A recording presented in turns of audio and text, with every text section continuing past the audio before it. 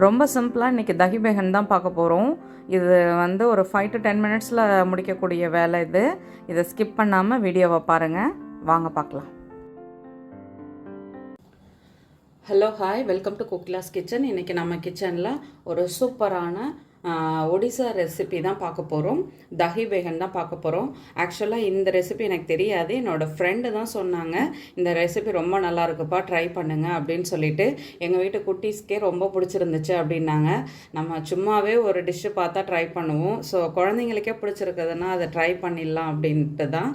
வாங்க எப்படி செய்கிறதுன்னு பார்க்கலாம். ஃபஸ்ட்டு நம்ம வந்து கத்திரிக்காவை எடுத்துகிட்டு வாஷ் பண்ணிவிட்டு ரவுண்டாக கட் பண்ணி எடுத்துக்கலாம். கத்திரிக்காவை இதை மாதிரி ரவுண்டாக கொஞ்சம் தடிசாக ஸ்லைஸ் பண்ணி எடுத்துக்கோங்க. இப்போ இதில் வந்துட்டு உப்பு, மஞ்சத்தூள், காரத்தூள் தான் போட்டு மசாலா பிசைய போகிறேன். உப்பு, மஞ்சத்தூள், காரத்தூள் இதை வந்து இப்போ நல்லா மிக்ஸ் பண்ணிக்கலாம். கொஞ்சமாக தண்ணியும் நான் தெளிச்சிக்கிறேன், அப்போ தான் மசாலா வந்து ஒட்டும். தண்ணி ஊற்றலை, லைட்டாக தெளிச்சுட்டு இதை வந்து மிக்ஸ் பண்ணி எடுத்துக்கலாம். இப்போ எல்லா கத்திரிக்காவிலையும் மசாலா படுற மாதிரி நல்லா பிசைஞ்சிட்டு ஒரு 10 மினிட்ஸ் ஊற விட்டுடலாம். ஊற விட்டுட்டு தவாவில் போட்டு ஃப்ரை பண்ணிக்கலாம். இப்போ மசாலா பிசைஞ்சாச்சு, ஒரு 10 நிமிஷம் நல்லா ஊறட்டும். இப்போ ஒரு பாத்திரத்தில் நம்ம வந்து கெட்டி தயிர் எடுத்துக்கலாம். புளிக்காத தயிராக இருந்தால் ரொம்ப நல்லாயிருக்கும்.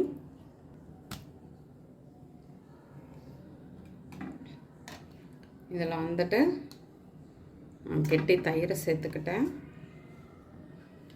இதில் கொஞ்சமாக உப்பு சேர்த்துக்கலாம். தயிருக்கு தேவையான அளவு உப்பு சேர்த்துப்போம்.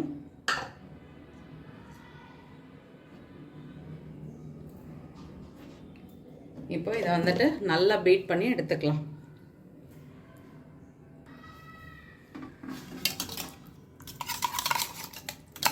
நான் விஸ்க் வச்சு நல்லா பீட் பண்ணி எடுத்துகிட்டு வரேன். தயிர் இப்போது நல்லா க்ரீமியாக பீட் பண்ணி எடுத்தாச்சு. இப்போது நம்ம வந்து 10 மினிட்ஸ் ஆகிடுச்சு. தோசைக்கல்லில் நம்ம வந்துட்டு எண்ணெய் ஊற்றி இந்த கத்திரிக்காவை நல்லா வறுத்து எடுத்துக்கலாம். இப்போ தோசைக்கல் நல்லா காஞ்சிடுச்சு, எண்ணெய் ஊற்றிக்கலாம். இப்போது எண்ணெய் சூடாயிடுச்சு. கத்திரிக்காவை ஒன்று ஒன்றா இதில் எடுத்து வச்சிடலாம்.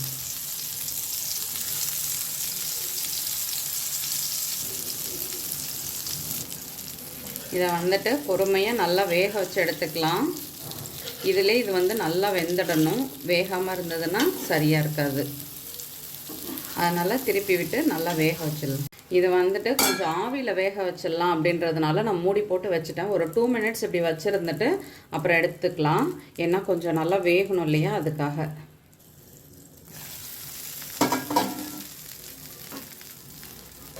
நல்லா சாஃப்டாக இது வெந்திருக்குது பாருங்கள். ஸோ அகைன் திருப்பி போட்டு ஒரு 2 மினிட்ஸ் மூடி வைக்கலாம்.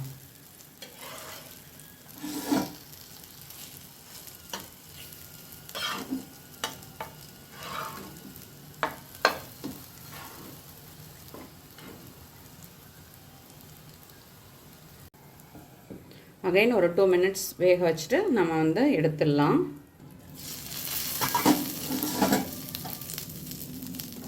கத்திரிக்காய் இப்போ நல்லா சாஃப்டாக வெந்துடுச்சு. ஆக்சுவலாக நம்ம வந்து எண்ணெய் அதிகமாக ஊற்றுனோம்னா மூடி போட்டு வேக வைக்கணும்னு அவசியம் இல்லை. எண்ணெய் கம்மியாக ஊற்றுறதுனால நம்ம வந்து மூடி போட்டால் அது வந்து சீக்கிரம் வெந்துடும். அவ்வளோதான். இப்போ இதை எடுத்துடலாம். கத்திரிக்காய் சூப்பராக வெந்துடுச்சுங்க. இங்கே பாருங்கள், நல்லா வெந்துடுச்சு. எடுத்துக்கோ.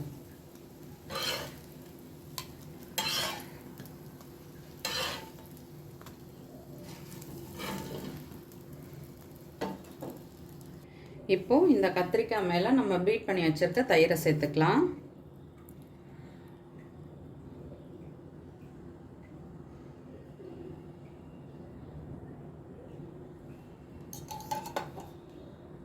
இப்போ இதுக்கு வந்து நம்ம ஒரு தாளிப்பு கொடுத்துக்கலாம். அதுக்கு நான் வந்து ஒரு சின்ன தாளிப்பு கரண்டி எடுத்து வச்சுருக்கேன்.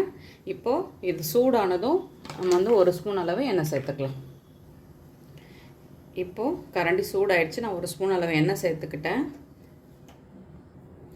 இப்போது கொஞ்சமாக கடுகு பொரிஞ்சதும் கொஞ்சம் சீரகம் சேர்த்துக்கலாம்.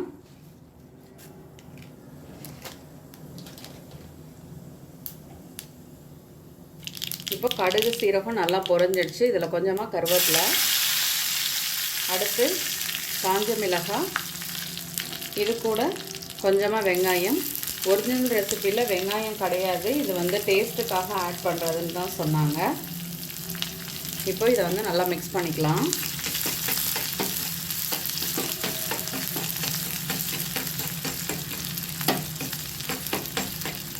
இது கூட 1/4 ஸ்பூன் அளவு தனி மிளகாய்த்தூள்.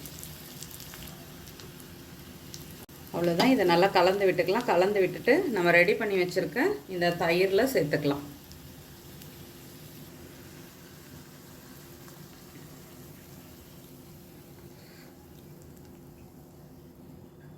லாஸ்ட்டாக இது மேலே வறுத்த சீரகத்தூள் கொஞ்சமாக இதை சேர்த்து இப்போ நல்லா கலந்து விட்டோம்னா சூப்பரான நம்மளோட தஹி பேகன் ரெடி ஆகிடும்.